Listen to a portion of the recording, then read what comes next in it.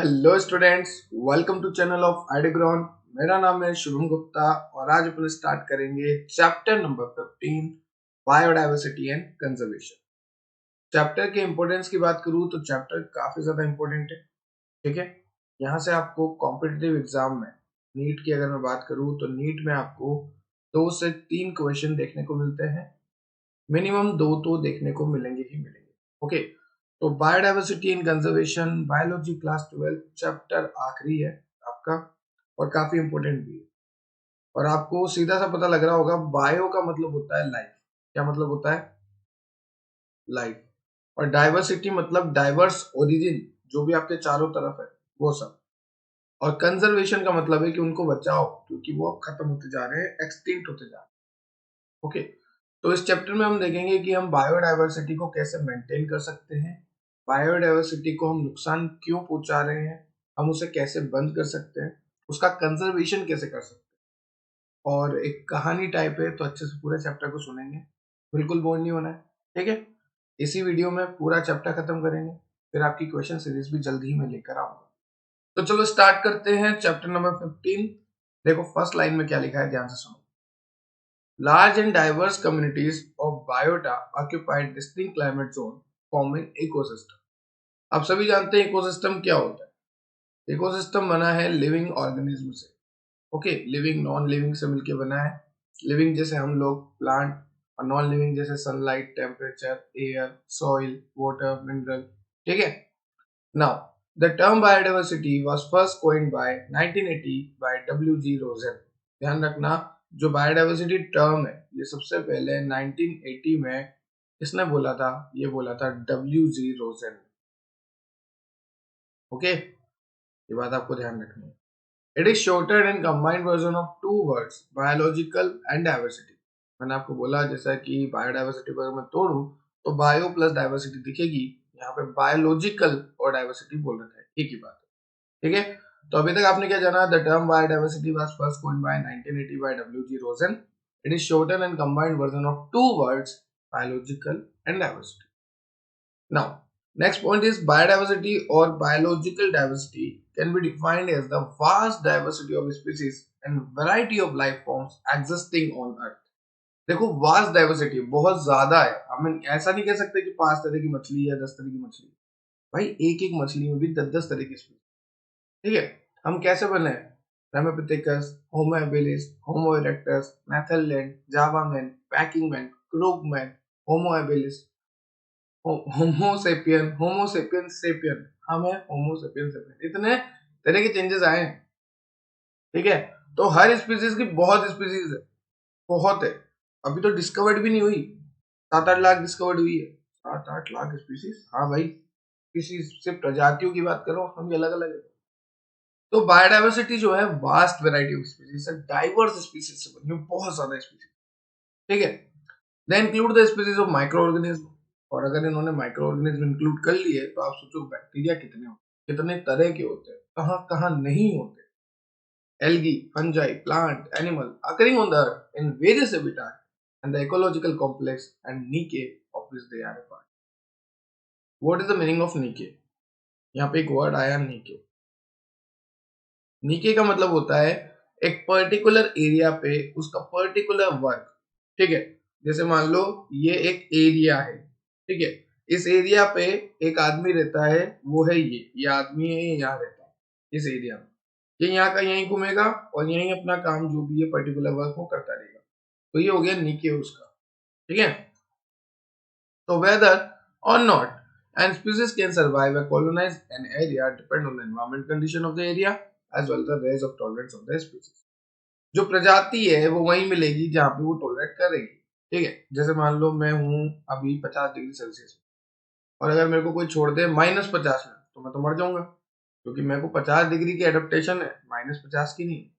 और कोई -50 वाला है और उसको 50 डिग्री में छोड़ दो तो वो भी मतलब घबरा जाएगा, पागल हो जाएगा, उसको नहीं सहन होगा टेम्परेचर, उसको तरह तरह के साइड इफेक्ट्स आएंगे। तो भैया जो जहां है वो वहां सर्वाइव कर सकता है। एनवायरमेंटल कंडीशन एक इंपॉर्टेंट रोल है सर्वाइव करने। अभी तक आपको क्लियर है?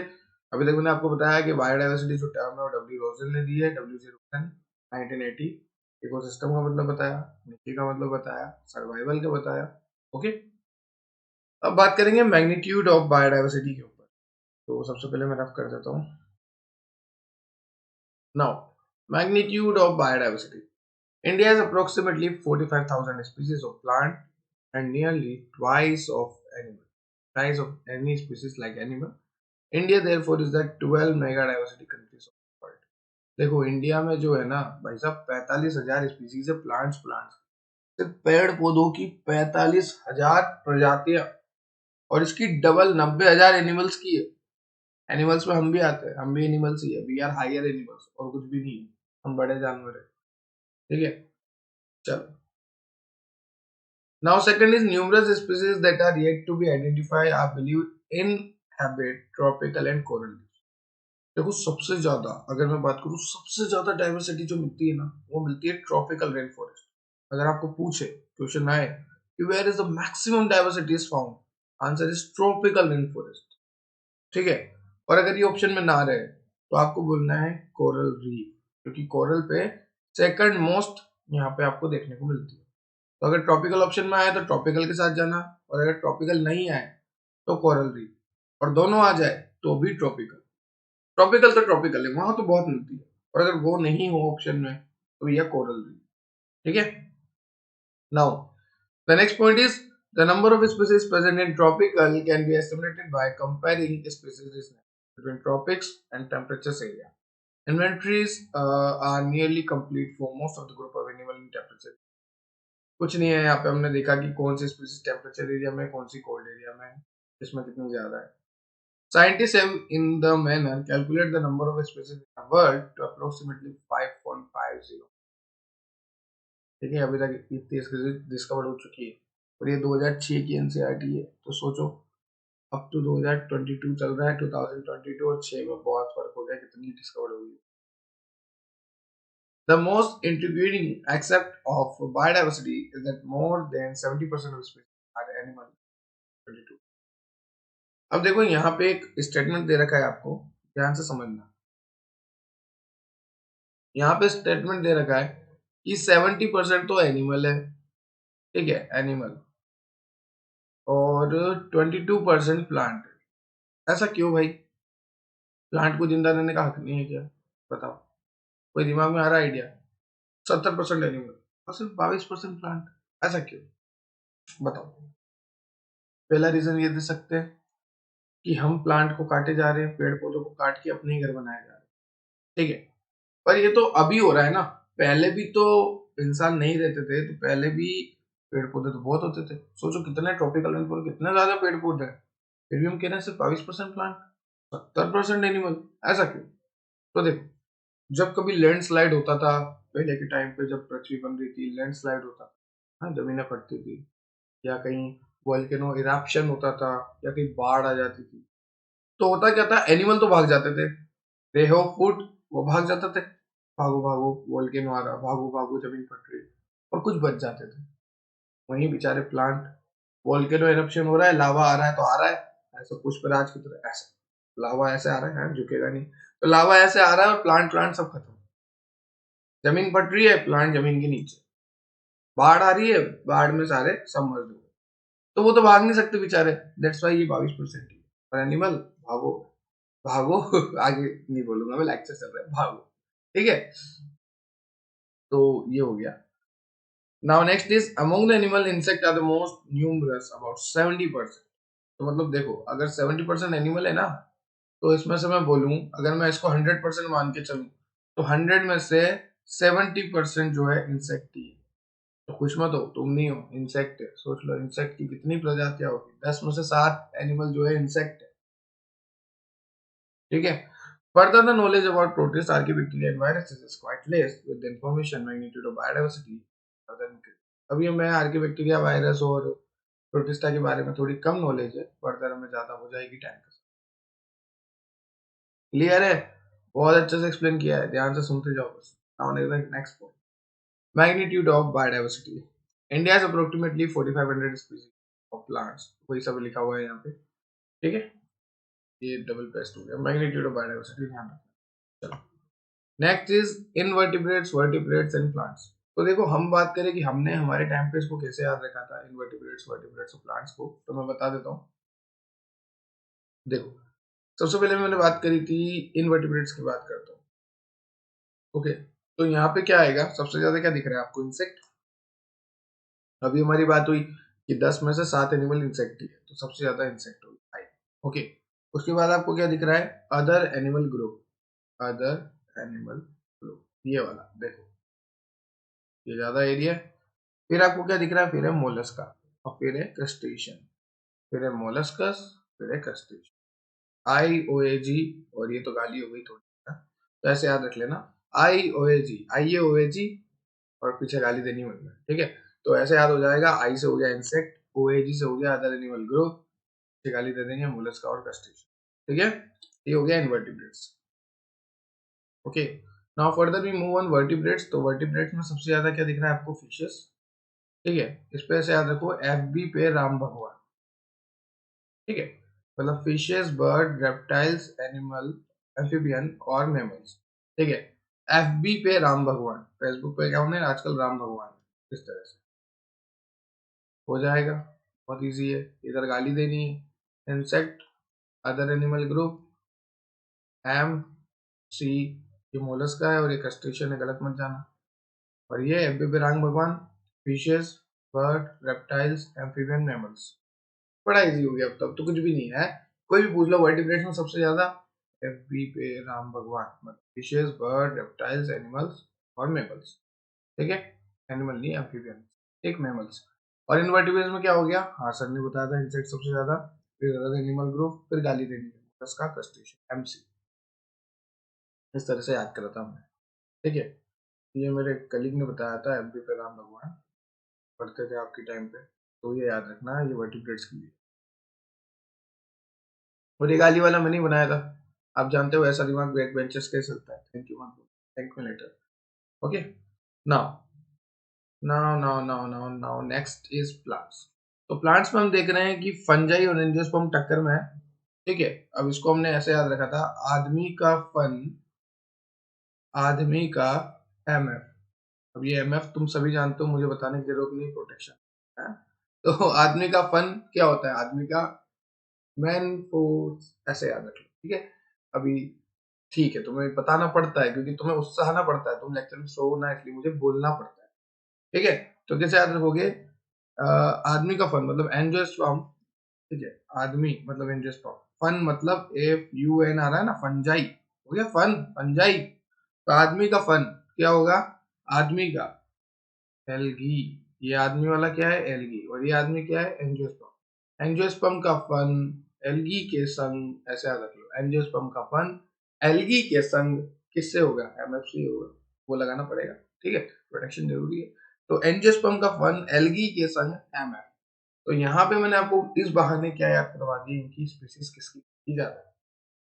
क्वेश्चन सीधा आता है, बोलेंगे प्लांट्स में ऑर्डर बता दो, सबसे ज्यादा किसका, फिर किसका, और ऐसे 4 ऑप्शन देते हैं और बड़ा कंफ्यूज करते हैं। तो आपको याद रहेगा, एंजियोस्पर्म कर रहा है फन, किसके साथ फन कर रहा है बेटा, वो एल्गी के साथ फन कर रहा है। और लगाना क्या जरूरी है, एम और एफ लगाना जरूरी है। इस तरह से आपको याद रहेगा ये ऑर्डर। और फिर तो कोई सा भी क्वेश्चन आ दो, किसी को भी आगे पीछे कर दो, हमें पता है कि सबसे पहले कौन, फिर कौन, फिर कौन। Thank me later. Okay, now next, levels of biodiversity, genetic diversity. तो देखो,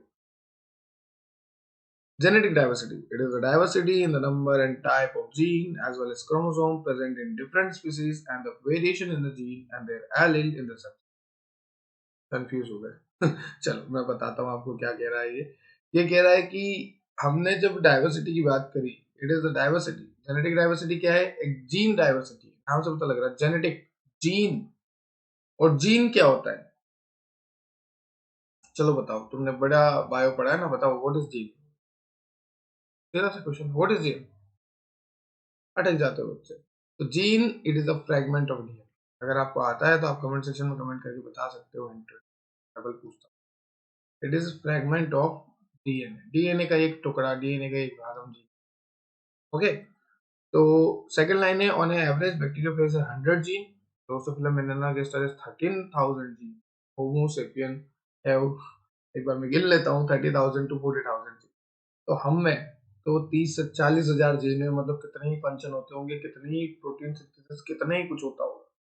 ठीक है, तो homo sapien contain 30 to 40,000 gene, whereas Drosophila melanogaster contains 13,000 gene and Bacteriophage have 100 gene. So what is the meaning of bacteriophage? कोई बताएगा? ऐसा bacteria जो harm करे उसे हम कहेंगे बैक्टीरियोफेज। किसे हार्म करे? हम एनी प्लांट और वायरस की बात चल रही है, वायरस की। ठीक है,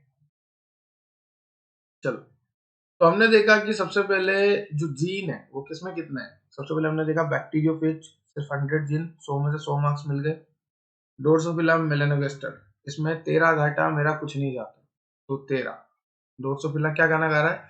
इसमें 13 घाटा मेरा कुछ नहीं चाहता, ऐसा कर लो, मेरा कुछ नहीं चाहता, 3 जीरो लगा दो। ठीक है। होमोसेपियन क्या बोलता है? 30 बार प्यार हो जाता, 40 बार तू कटवा के जाता। ठीक है, तो तुम्हें याद करना है, तुम कैसे याद करो, मेरी तरफ से तुम कैसे याद करो, बस तुम्हें टिक करना है। ऐसा नहीं बोलना कि सर नहीं आया, नहीं आने वाला कोई कंसेप्ट नहीं होता, सब आता है अपने को सब आता है।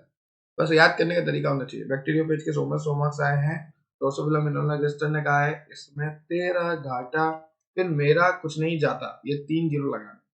फिर होमोसेपियन बोलता है 30 बार प्यार हो जाता, 40 बार तो कटवा के आ जाता। तो याद कर लो यार, मजे हैं जिंदगी में।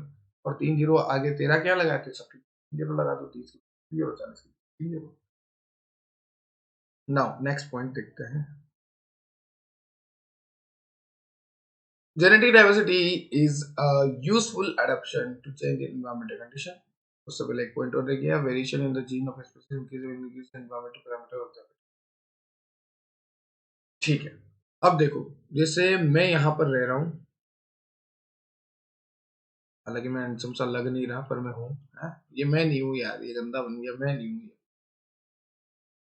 ये कौन है? ठीक है, अब ये किसी इन्वायरमेंटल कंडीशन में रह रहा है। जैसे मान लो ये 50 डिग्री में रह रहा है, काफी गर्मी रहती है और ये मस्त इसमें सह सकता है गर्मी को। ठीक है, अब इसी को मैं उठा के इधर 40 डिग्री पे रख, नहीं 40 नहीं, और कम करते हैं, 5 डिग्री पे रख देते हैं। तो 50 से सीधा 5 डिग्री, ठंड में मर जाना चाहिए। तो होता क्या है फिर, इन पीपल्स के जीन में धीरे धीरे चेंजेस आने लगते हैं। अगर मैंने उसी को उठाकर यहाँ पर रख दिया 5 डिग्री ठंड के मौसम में, तो इनके जीन में चेंजेस आते हैं। तो मतलब जीन में चेंज कब आएंगे? जब इन्वायरमेंटल कंडीशन चेंज होगी। वही पॉइंट लिखा है यहाँ, variation in the gene of a species increases with increase in the size and environmental parameter of the habitat। जहां वो रह रहा है वहां के अगर इन्वायरमेंटल कंडीशन चेंज हो गए, पैरामीटर चेंज हो गए, तो उसमें चेंजेस आएंगे जीन में। ठीक है, नेक्स्ट, जो जीन में चेंजेस आते हैं, जो जेनेटिक डाइवर्सिटी है, वो यूजफुल है एडेप्टेशन के लिए। जितने जीन में चेंजेस नहीं, अच्छा adaptation, it helps in the separation और evolution of new species. Congratulation, gene में चेंज आ रहा है, evolution of a new species. जैसे कि एग्जांपल में देता हूँ, देखो मान लो कोई मॉस्किटो है, क्या है बेटा? मॉस्किटो। ओके, अब ये मॉस्किटो जो है हमें बहुत परेशान करता है यार जिंदगी में, खून चूस रहा है, वैसे खून बनता नहीं हमारा। ठीक है, तो ये मॉस्किटो जो है हमारा ब्लड सक कर, चलो ठीक है, अच्छी बात है। अब मैंने लगा दिया ऑल आउट घर में, मैंने कहा ऐसी की तैसी होगी, बाहर निकालो इनको, ऑल आउट लगा दिया। ठीक है, तो ऑल आउट से क्या हुआ, शुरू शुरू में मच्छर बनना स्टार्ट हो गया। मैं खुश, मैंने कहा ये ऑल आउट, मच्छर गए, मच्छर gone.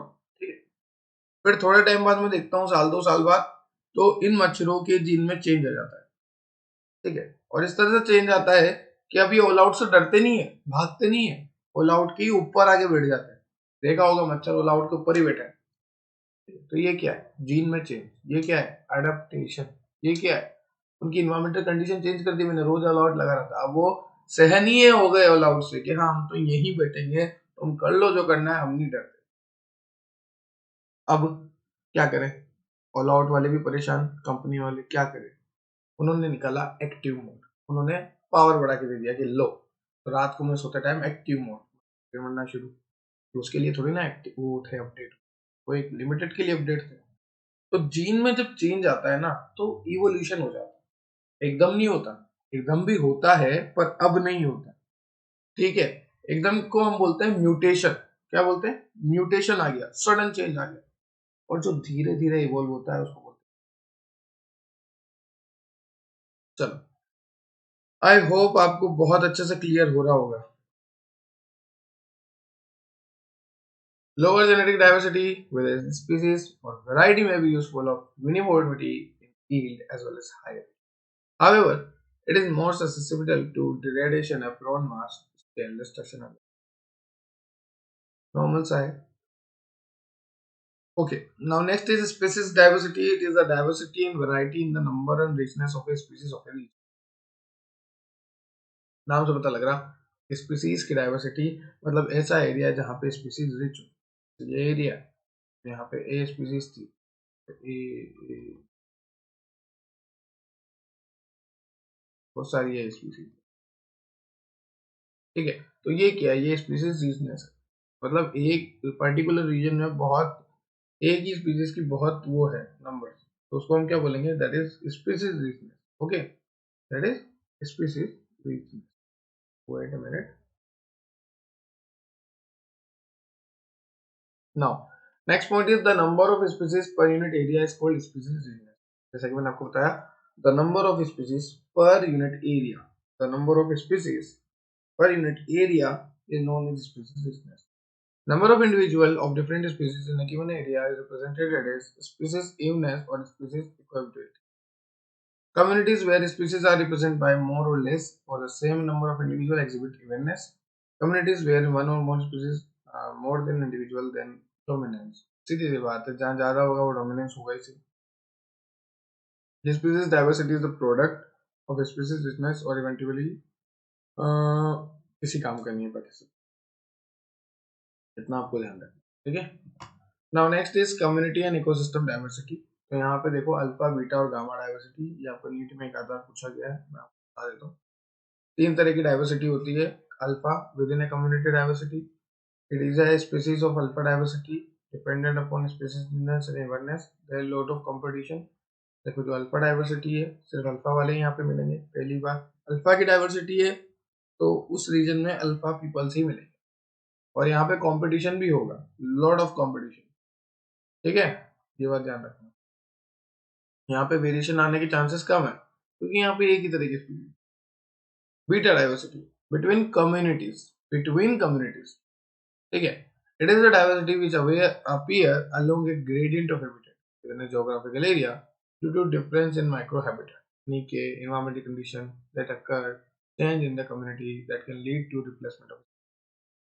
That is gamma diversity. It is diversity in range of represented habitat or over total landscape geography. तो एक एक लाइन याद रखनी है, थ्योरी में तो कभी नहीं आएगी, कभी भी नहीं, अल्फा बीटा डेल्टा कभी नहीं आएगा। और अगर एमसीक्यू में आती है तो आपको सब नाम पूछते हैं कि कौन कौन सी, बस इतना से याद रखना है, ज्यादा नहीं जाना है, ज्यादा जाना था वो मैंने बताया।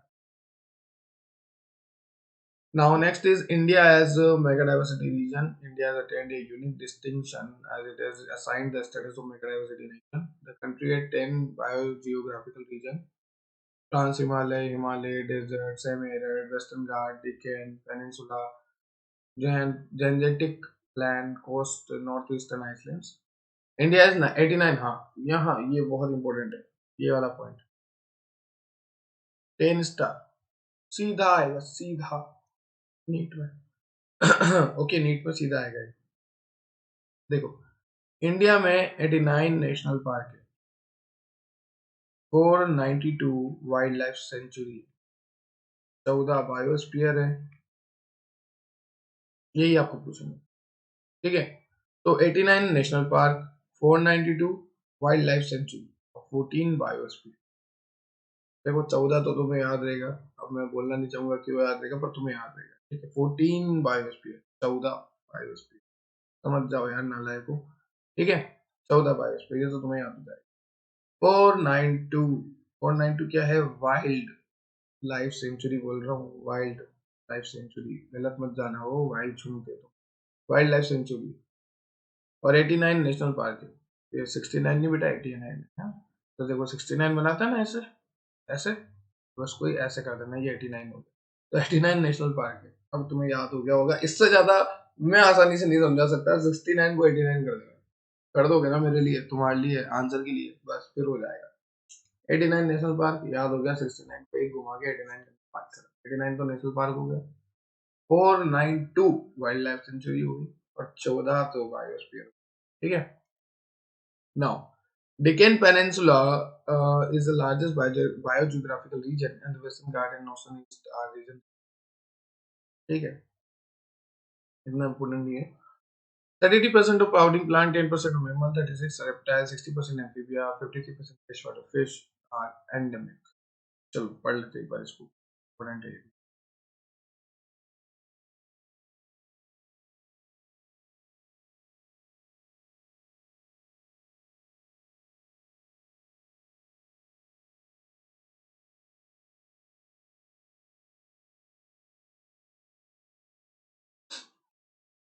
तो एक तो ये याद रखना है, एक ये याद रखना है, एक ये याद रखना है। ठीक है, important.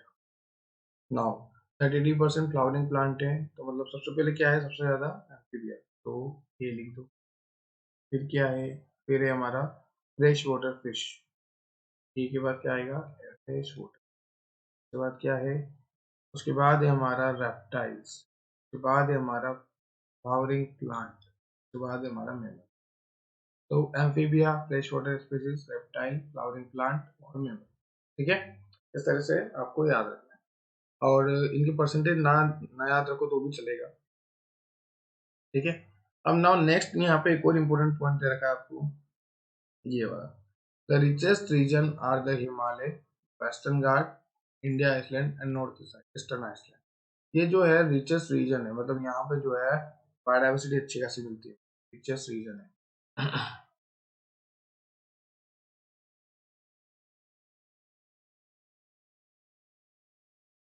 Okay, now next is pattern of biodiversity, latitudinal and altitudinal gradients. Now next is species area relationship. ये ग्राफ बहुत ही ज्यादा इंपॉर्टेंट है, और ये ग्राफ ही आता है। और एक आपको एक और याद रखना है कि ये जो स्पेसिस एरिया रिलेशनशिप है, ये अलेक्जेंडर वोन हमबोल्ट ने दिया। ठीक है, ये एक तो नाम आपको याद रखना है, ग्राफ आप समझ लो। इधर आएगा एस आर, स्पीसीज रिचनेस, कितनी ज्यादा स्पीसीज। ओके, इधर आएगा एरिया, कितना एरिया है। ओके, तो यहाँ से आप देख सकते हैं, मैंने यहाँ पे स्पेस छोड़ा हुआ है, ये स्पेस जो है छूटा हुआ है, तो कोई भी ऐसे नहीं करेगा, कोई भी ऐसे नहीं करेगा ना, लाइक सबको ऐसे करना है हवा में, या छोड़ना है ये स्पेस। ठीक है, तो ये पहले बताना जरूरी होता है, वरना आता तो सब कुछ है और गलत करके आ जाता है। क्योंकि यहीं से चालू कर देते हैं, यहाँ से चालू नहीं करना। चालू कहाँ से करना है, देखो ये है आपका log leg scale, log log scale. तो ये है आपका, इसको थोड़ा और नीचे से इस तरह से, यहाँ हटाना मत, ये टच नहीं करना है। ठीक है, ये है आपका S equal to C Z square. अब ये सी जेड क्या है, सब यहाँ ऊपर लिखा हुआ है। ठीक है, एक बार और मैं बताता हूँ ग्राफ किस तरह से बनाना है। सबसे पहले आपको इस तरह से, इस तरह से, उसके बाद आपको इस तरह से लाइन खींचनी है, इस तरह से करते हुए यहाँ लिखना है S equal to C Z square. Okay, और ये लोग लोग स्केल है आपका, ये स्पीसीज रेजनेस है यहाँ पे, और यहाँ पे एरिया है। ओके, तो इस तरह से आपको देख लेना है, और ऊपर एग्जांपल दे रखे जो किसी काम के नहीं, बस आपको ग्राफ याद रखना है, graph graph graph, I repeat, graph ही याद रखना है। Next is importance of biodiversity. ये बहुत ज्यादा इंपॉर्टेंट है, थ्योरेटिकल। ठीक है, थ्योरेटिकल क्वेश्चन आता है, बहुत इंपॉर्टेंट। चलो, तो इंपॉर्टेंस ऑफ बायोडाइवर्सिटी देखिए, तो पहला है source of food. Of over 3000 species of food, plants only 150 species have been commercialised. देखो 3000 स्पीसीज है फूड की, प्लांट कितने, 150। of over 3000 species of food, plant only 150 species have been commercialized. It can be seen that 85% of food output is produced by less than 20 species. ठीक है, 2/3 food is being produced only by the crops carbohydrate, wheat, corn, maize, rice. ये सब बनता है। Utilisation of more and more food plant has to. ठीक है, हमारी biodiversity क्या देती है? खाना देती है। कई तरह के प्लांट्स होते हैं जैसे वीट, कॉर्न में राइस, कार्बोहाइड्रेट देने वाले प्लांट, और हम उन्हें ज्यादा से ज्यादा ग्रो कराते हैं क्योंकि हमें ज्यादा से ज्यादा फूड मिलता है। सेकंड है source of fat and oil. The major oil seed plant are soybean का, coconut, cotton seed, peanut, sunflower, sesame, safflower, mustard, oil palm, ये सब तेल। Some newer species of oil are being investigated for obtain high performance bitter colocin, jojoba seed. ये jojoba seed अभी discover हो रहा है, ठीक है, इसको इन्वेस्टिगेटेड चल रही है इस पे। Now third is fibres. The major source of fiber are cotton, jute, flax, hemp, sun, rosella, coir, agave. Search is continually on for new superior yield farming plants. Search अभी चल रही है, रिसर्च चल रही है, मैं कह रहा हूँ ना अभी रिसर्च चल रही है। तो हमें क्या क्या मिल रहा है बायोडाइवर्सिटी से? फूड, फैट, ऑयल, फाइबर, और लास्ट पॉइंट है न्यू वेराइटीज। देखो, domesticated commercial species are improve for various trait. Trait मतलब character, are improve for various character, specially disease resistant by crossing them with wild varieties. अभी देखो, आपने वो example सुना होगा ना, गधे का घोड़े से क्रॉस करा दिया, क्रॉस मतलब सेक्स करा दिया, तो जो बनता है वो खच्चर बनता है, म्यूल बनता है? तो वैसा ही है, यहाँ पे हम क्या करते हैं, दो प्लांट अलग अलग लेते हैं, उनको फ्यूजन कराते हैं, और जो नई स्पीसीज बनती है उसको खाते हैं। फिर प्लांट की बात कर रहा हूँ, ठीक है, कोई नया प्रोडक्ट बनता है उसको खाने शुरू कर देते हैं, तो नई डिश बना देते हैं, तो वही न्यू वेराइटीज चल रही है। जैसे potato has been made resistant to late fly plant and potato mosaic virus solventurism, ये बस वही सब है। Rice has been made resistant to many disease. देखो, जैसे राइस है, चावल, तो वो काफी सारी डिजीज से रेजिस्ट करने चालू कर दिया, जैसे ओरिजाना निवेरा फ्रॉम इंडिया। ठीक, नाउ ड्रग्स एंड मेडिसिन, हमें बायोडाइवर्सिटी से ड्रग्स भी मिलती है। तो एक बात जान लो, जो कोई भी फार्मेसी लेने वाला है आगे जाके, या कोई नीट भी करेगा या कुछ भी करो तुम, या आयुर्वेदा भी लोगे, तो ड्रग्स और मेडिसिन तुम्हें प्लांट से पढ़नी ही पड़ेगी। ठीक है, plant are the major source of drug. ये जितने भी प्लांट है ना, इतने आपको इतने ड्रग मिलते हैं इनसे, इतने कि आप सोच भी नहीं सकते। फार्मासिस्ट उनका फॉर्मुलेशन करते हैं, आयुर्वेदा वाले उनको सीधा निकाल के देते हैं, और डॉक्टर्स क्या करते हैं, हम फार्मासिस्ट के तो चुरा के देते हैं।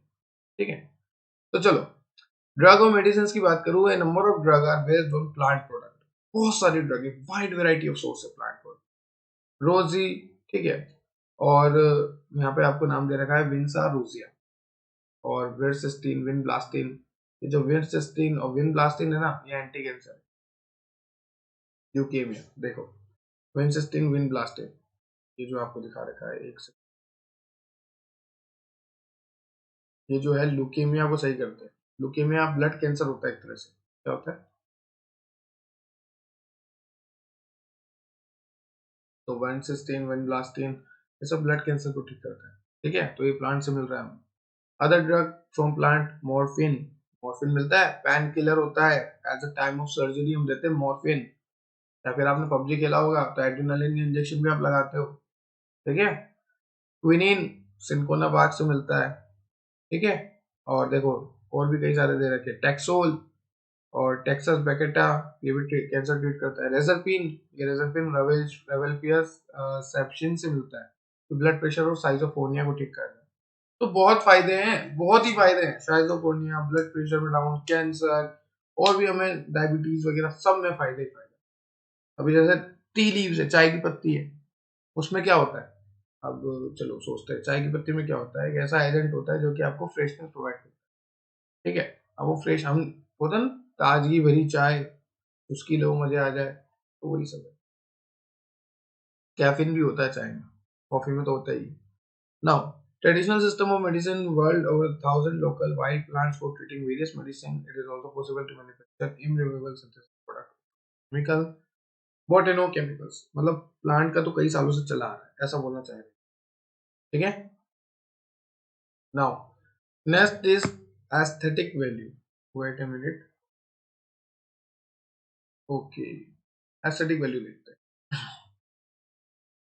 Biodiversity has lot of value in terms of aesthetics and attraction of people towards a particular place Aesthetic value of biodiversity can be utilized for ecotourism, bird watching, wildlife, pet keeping, gardening.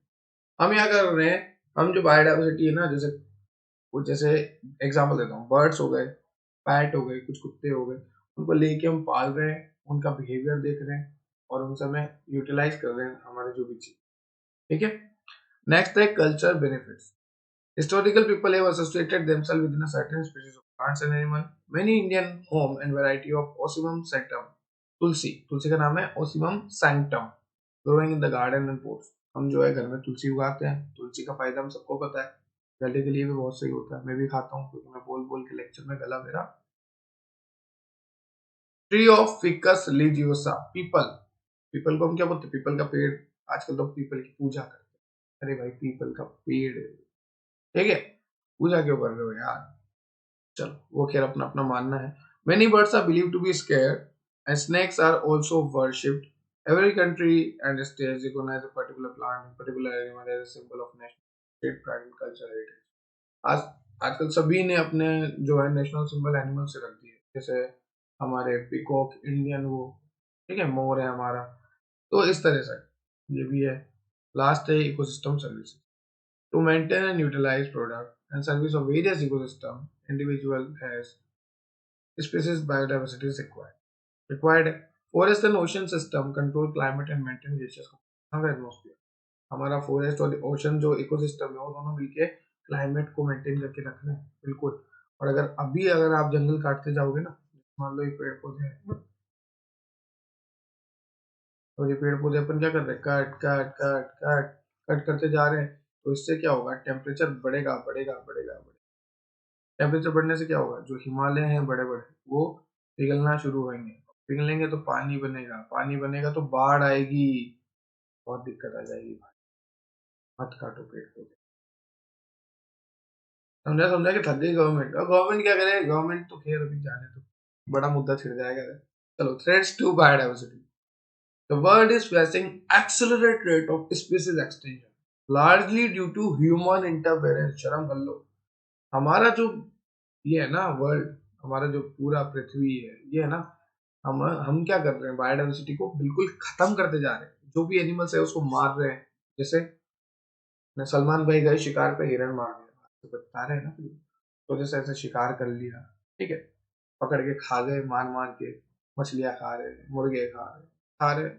The world is facing accelerated rate of species extinction.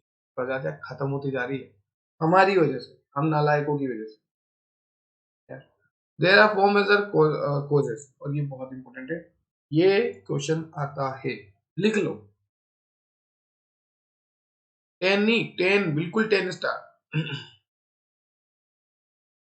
चलो, तो पहला है habit loss and fragmentation, ठीक है। ध्यान से सुनना।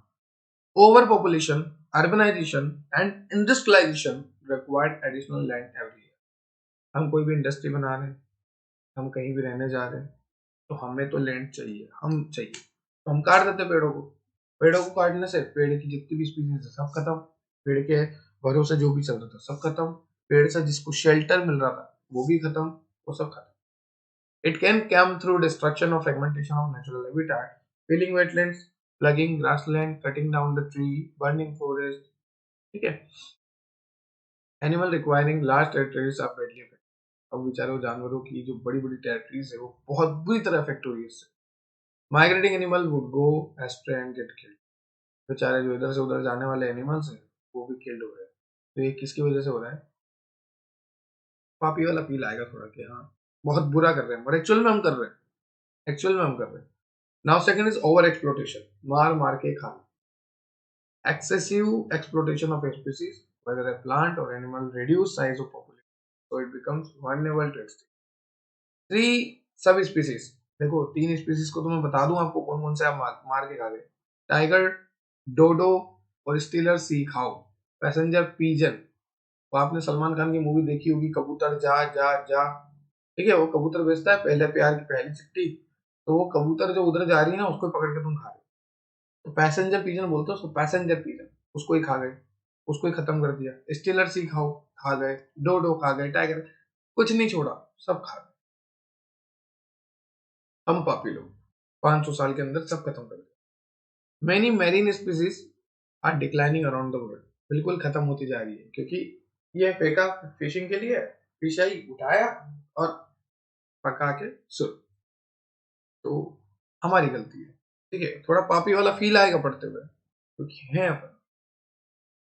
Habit loss and fragmentation समझ में आ गया, ओवर एक्सप्लॉइटेशन का बारे में आ गया। ओवर एक्सप्लॉइटेशन में तो ऐसे करना, आ गए, बिल्कुल निकल गए अंदर।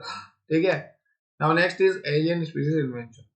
अब देखो, हमें चेन नहीं है, क्या नहीं है, चेन। ध्यान से सुनना, मैं गया, देखो नाइल बर्ड्स ए प्रेडेटर फिजियोलॉजिकल एक्टिविटी का साथ, ठीक है, मैं गया, मान लो कहीं भी गया मैं, ठीक है, और मैंने देखा, मैं एक अलग देश में गया और मैंने देखा यार यहाँ पर ये फिश बड़ी अच्छी लग रही है, नाइल बर्ड्स। मैंने कहा इसको ले लेते हैं। अब मैं उसको उठाकर अपने देश ले आया और मैंने छोड़ दिया तालाब, या मैंने छोड़ दिया नदी में, जा भाई नाइल बर्ड्स मजे कर। ठीक है, मैं खुश हो गया, हमारे यहाँ एक नई स्पीसीज आई नाइल बर्ड्स नाम से। अब उसने क्या करा, उसने किल कर दिया सारी जो स्पीसीज थी ना, छोटी छोटी की किल्ड फिश की स्पीसीज थी, उसकी 200 प्रजातियां खत्म कर दी उसने, नाइल पर्च। मैं उसको लेके आया नाइल पर्च को, मैंने मेरे नदी में डाल दिया और उसने किल्ड फिश की 200 प्रजातियां खा गई।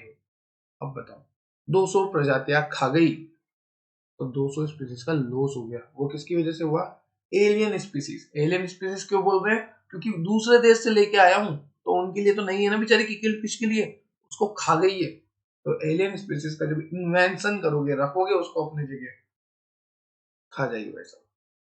फोर्थ इज को एक्सटिंक्शन, और ये भी बहुत बुरी चीज है, ध्यान से सुनना। देखो, अगर तुम गए और एक फ्लावर है यूका फ्लावर, YUCC है, यूका फ्लावर को उठा के ले आए कि चलो आज यूका फ्लावर को लेके आए, ले आए। अब यूका फ्लावर तो मर गया क्योंकि तुमने उसे उठा लिया, अब उसका तुम ड्रग बनाओ, उसका तुम तोड़ो, खाओ, पियो, फेंको, तुम्हारा मन। यूका फ्लावर तुम उठा के ले आए।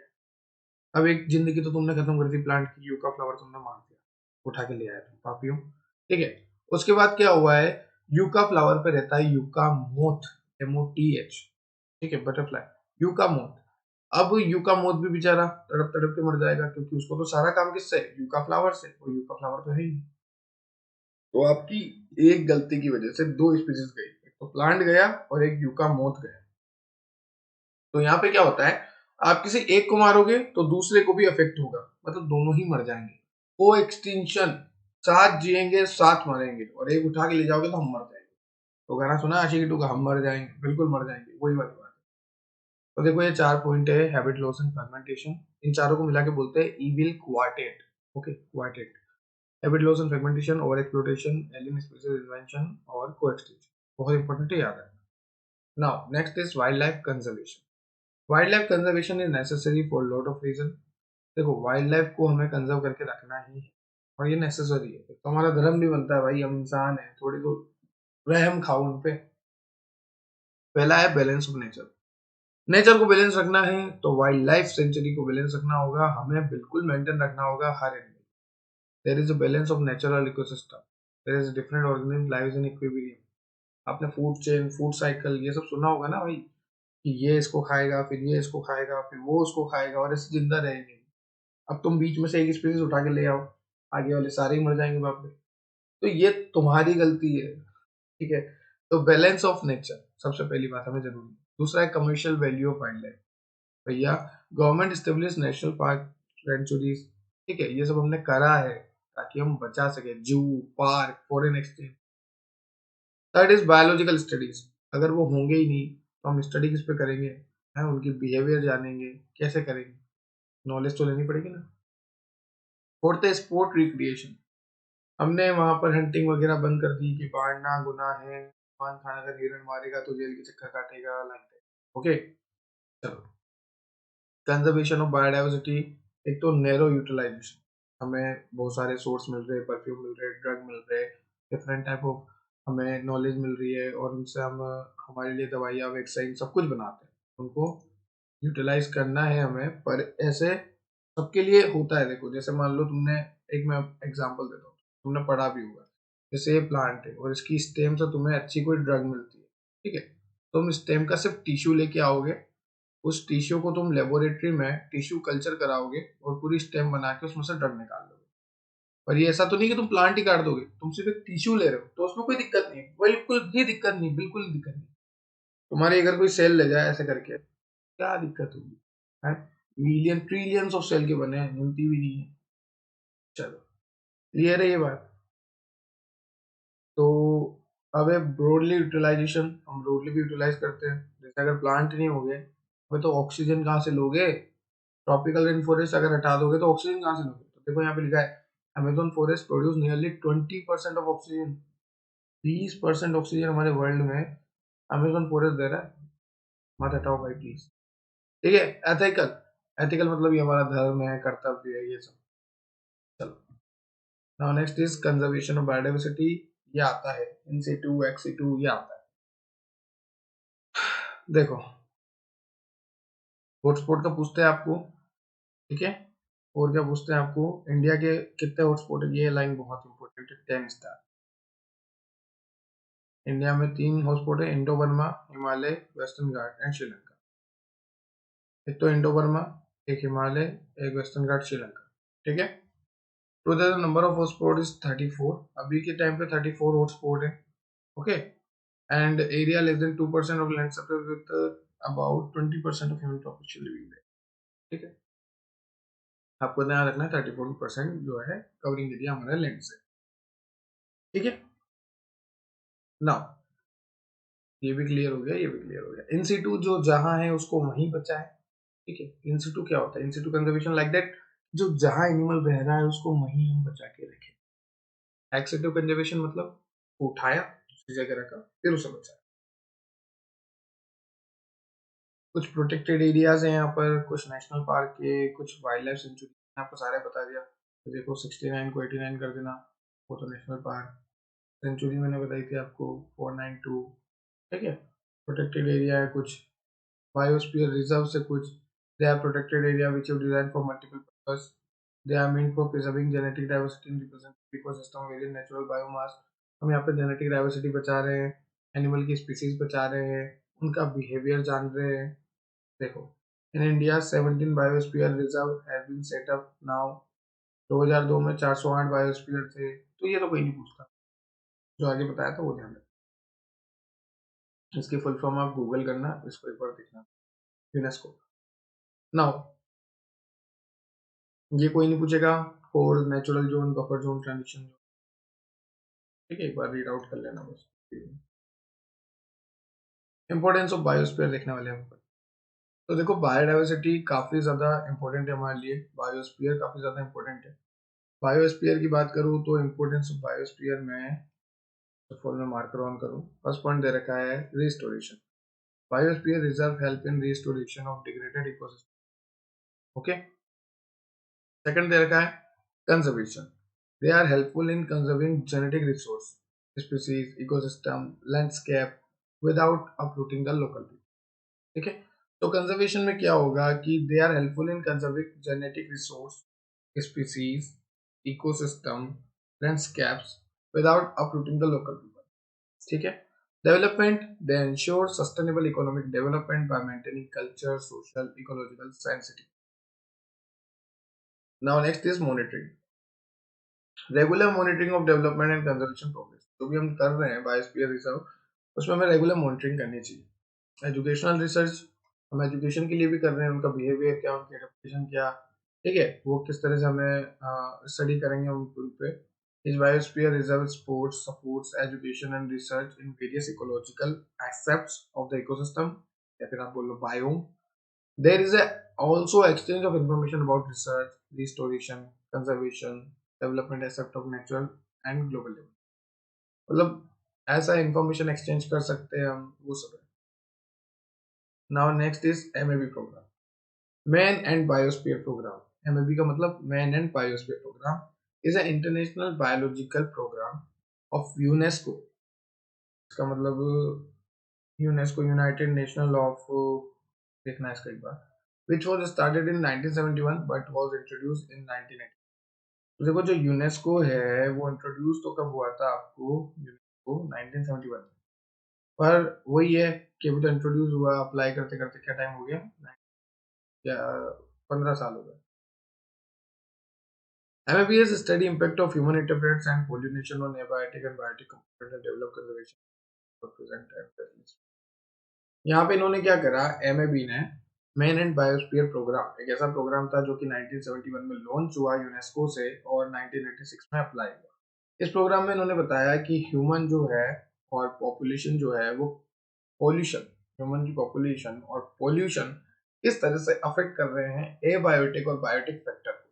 एबायोटिक जैसे temperature, sunlight, soil, water, mineral, air, और बायोटिक जैसे ये लिविंग ऑर्गेनिज्म।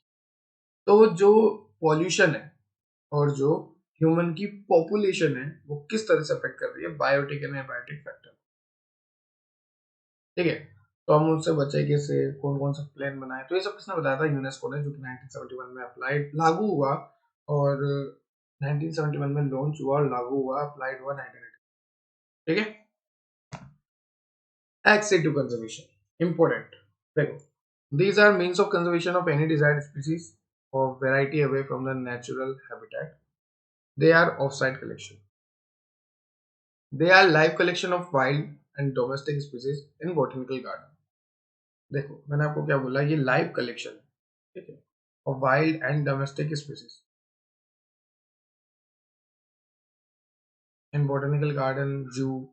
ठीक है, हमने बोला था ना कि जैसे मान लो ये फॉरेस्ट और यहाँ पर ये सब टाइगर है, कोई लायन है, अब अगर वहीं के वहीं कंजर्व कर लो, वहीं उसी फॉरेस्ट में उन्हें बचा के रखो, तो वो हो गया इन सिटू, जहां हो वहीं बचाओ। और अगर इस लायन को उठा के मैं जू में लाया, पार्क में लाया, कहीं भी ले आया, उठा के ले आया बाहर, तो ये हो गया एक्स सिटू। तो what is in situ conservation, जो जहां है उसको वहीं प्रोटेक्ट करके रखो। What is ex situ conservation, उसे उठा के ले आओ दूसरी जगह, फिर वहां protect. Currently there are more than 1500 botanical garden, arboreta garden with tree and shrub with more than 8,000. Many of them possess seed bank, tissue culture, faculty facility, and other exciting technologies. There are more than 800 zoological parks. There are together 3,000 species of mammal, bird, reptile, and most of them is also well managed captive breeding. तो देखो यहाँ पे इसके बारे में detail दे रखी कि x two में हम क्या क्या कर रहे हैं, कितने एनिमल हम लाए, कितनी स्पीसीज लाए, क्या करा, और आपसे पूछेगा क्या, वो मैं बता देता हूँ कि एक्स2 कंजर्वेशन से आप क्या समझते हैं। That's it. ठीक है, और एक्स2 कंजर्वेशन में कौन कौन से एग्जांपल आते हैं, तो ये जो जूलॉजिकल पार्क है, नेशनल पार्क है, बोटेनिकल पार्क है, जू है, ये जो भी है बाहर की, जितनी भी बाहर की, वो सब क्या हो गए एक्स2। नाम से पता लग रहा है एक्स, फेंक दो एक्स को बाहर, बाहर वाला सब कुछ निकाल के ले गए, एक्स भी चली गई ना तुम्हारी, वैसे। ठीक है, दर्द हुआ सुन के, कोई बात नहीं। हाँ, वैसे ही ये भी चले जाते हैं। ठीक है, उनको वहां प्रोटेक्ट करते हैं, वो भी लेके प्रोटेक्ट ही कर रहा है, तुम भी लेने के बाद दुखी हो क्या। चलो पर्सनली नहीं जाता, आगे चलता हूँ। जीन बैंक, जीन बैंक कुछ नहीं है, एक ऐसी जगह है जहाँ पे different type of genes available है, जैसे सीड बैंक हो गया। ठीक है, कुछ भी नहीं है, ये बिल्कुल वाहियात टॉपिक है, नहीं बिल्कुल नहीं आता, बस आपको डेफिनेशन जरूर याद रखनी है, वो जरूर पूछता है, ये डेफिनेशन को है। एक और टिश्यू कल्चर, टिश्यू कल्चर एक बार मैं आपको एक्सप्लेन कर देता हूँ। मान लो भैया मैं हूँ साइंटिस्ट, सर गजब करते हो, कभी टीचर बनते हो, कभी साइंटिस्ट बनते हो, हैं, समझ रहे हो ना। ऐसा ही कोई एक है जो प्लम्बर, पायलट, सब कुछ बन जाता है। चलो, तो अब मान लो मैं हूँ साइंटिस्ट और मैंने देखा एक पौधा, और पौधे में है स्टेम, रूट, लीव्स, फ्रूट, सब कुछ है। अब मैंने देखा यार इसकी रूट में से, इस प्लांट की रूट में से मुझे बढ़िया बढ़िया चीजें मिल रही है, क्यों ना इस प्लांट की रूट को ले लूं। फिर मेरे मन में आई, नहीं नहीं, एसजी सर ने बायोडाइवर्सिटी पढ़ाई थी, प्लांट ही नहीं ले जाऊंगा पूरा, एक काम करता हूँ, रूट के टिश्यू ले जाता हूँ। तो यहाँ से इस बंदे ने रूट के टिश्यू, क्योंकि रूट से बढ़िया बढ़िया प्रोडक्ट हमें ड्रग मिलेगी। ठीक है, अब रूट के टिश्यू तो ले लिए, अब इन टिश्यू से इतने से ड्रग निकाल के क्या मतलब है, पेशेंट तो इतना सारे देश में। तो इस टिश्यू को मैं ले गया लेबोरेटरी, मतलब इन विट्रो, क्या बोलेंगे, इन विट्रो कंडीशन। अब लैब में मैंने क्या करा, एक सॉल्यूशन प्रिपेयर किया जिसमें सब कुछ है, न्यूट्रिएंट, अगार, सब कुछ है, अच्छा खासा न्यूट्रिशन मीडियम है, एनवायरनमेंट है, एक ऐसा रूम है जिसमें एनवायरनमेंट है, लाइट वाइट उतनी है, उतनी है, टेम्परेचर अपन कंट्रोल कर सकते हैं, ऐसा एनवायरनमेंट है, मतलब जो प्लांट को चाहिए वो सब कुछ है। और यहाँ पे मैंने यहाँ पर उस टिश्यू को रख दिया, स्टेराइल करके, बैक्टीरिया से फ्री करके उस टिश्यू को यहाँ पे ये रख दिया, ये टिश्यू रख दिया। अब ये टिश्यू ग्रो करेगा, डेवलप करेगा, और डेवलप करने के बाद ज्यादा ज्यादा रूट्स इस तरह से फॉर्मेशन करने लग जाएगा उसी कल्चर। तो मुबारक हो, हमने कोई हार्म नहीं पहुंचाया, तो भी हमें इतनी सारी रूट मिली। अब आपको चाहे जितना ड्रग निकालो, तो that is known as plant tissue culture. और जो भी पार्ट हम प्लांट से लेके आ रहे हैं, जैसे मैं रूट लेके आया था, अब तुम चाहे लीफ लाओ, फ्रूट लाओ, स्टेम लाओ, बार्क लाओ, तुम्हें जो चाहिए वो लाओ, तो तुम जो भी लेके आओगे उसे हम बोलेंगे एक्स प्लांट, क्योंकि तुमने निकाल लिया तो वो प्लांट से अलग हो गया, तो वो प्लांट का एक्स हो गया। ठीक है, समझ रहे हो, अलग होने के बाद एक्स ही बोलते हैं ना, ये तो तुम अच्छे से समझोगे, ये तो तुम्हारे ब्लड में है। ठीक है, तो ये है plant tissue. Same animal tissue culture होता है, same same as it is, बस एनिमल का टिश्यू ले लिया। Now next is cryopreservation, ये बहुत इंपॉर्टेंट है, ये पूछा गया आपको। Preservation of -196 degree liquid nitrogen, ठीक है, maintain tissue culture embryo and animal cell. तो देखो क्रायो प्रिजर्वेशन में एक सॉल्यूशन होता है लिक्विड नाइट्रोजन का, -196 degree Celsius. Now conservation of biodiversity, 10 star, 10 star पर। The Earth Summit held in Rio de Janeiro 1992 called upon all nations to take appropriate measure of conservation of biodiversity and sustain utilization of benefits. World summit on sustain development held in 2002 Johannesburg in south Africa, 190 country ने role play किया था। तो आपको क्या याद रखना है कि अर्थ समिट रिलेटेड है रायो de Janeiro 1990, world summit related है जोहान्सबर्ग साउथ अफ्रीका 2002, ठीक है, जिन्होंने 190 कंट्री ने पार्टिसिपेट किया। तो ये world summit Johannesburg South Africa 2002, 190 country, earth summit Rio de Janeiro 1990, ऐसे याद रखना है, ऑप्शन टिक का आएगा। ठीक है, that's all about your lecture. आज हमने देखा बायोडाइवर्सिटी एंड कंजर्वेशन, आपका चैप्टर पूरी तरह से कंप्लीट हो चुका है। आई होप आपको लेक्चर बहुत मजे आए होंगे, बहुत इंटरेस्ट से मैंने पढ़ाया, एक एक चीज आपको क्लियर करी हर तरीके से। मिलते हैं बहुत जल्द क्वेश्चन सीरीज में, बने रहिए, जुड़े रहिए शुभम गुप्ता के साथ, बने रहिए, जुड़े रहिए एडिक्रोन के साथ। मिलते हैं नेक्स्ट चैप्टर के साथ नेक्स्ट वीडियो में। Have a nice day, thank you.